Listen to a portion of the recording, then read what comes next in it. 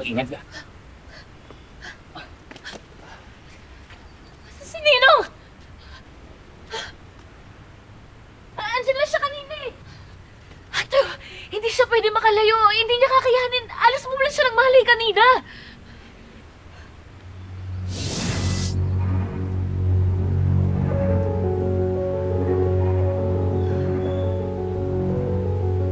Joy, kung di siya tumakas, ibig sabihin, kinuha siya ng sindikato.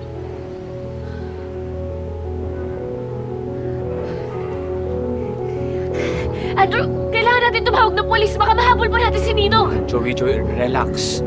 Okay, hindi ka makaisip na maayos kung ganyan ka. Ako nang bahala.